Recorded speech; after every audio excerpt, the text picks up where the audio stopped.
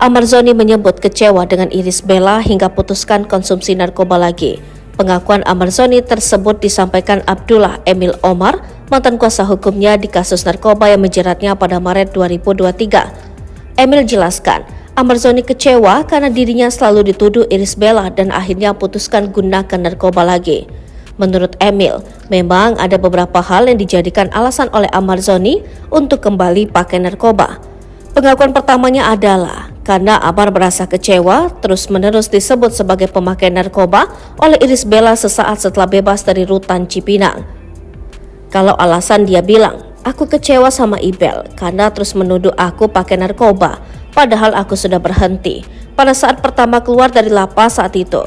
Cuma kok Ibel tetap menuduh aku pakai narkoba, jadi aku stres banget bang, ini pelarian aku, gitu katanya. Jelas Abdullah Emil Omar di Polres Metro Jakarta Barat.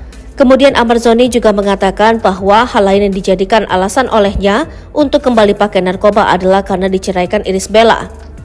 Alasan dia itu, bang ini pelarian aku karena Ibel keke tetap minta cerai gitu jelasnya.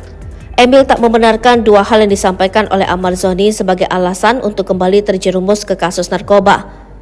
Terus aku jelaskan bahwa salah sekali pelarian ke narkoba, kenapa nggak lebih dekat ke agama seperti janjimu ke Ibel, dia mengakui salah terang Emil. Ini sudah terlanjur, dia sudah masuk lagi dan harus dihadapi terusnya.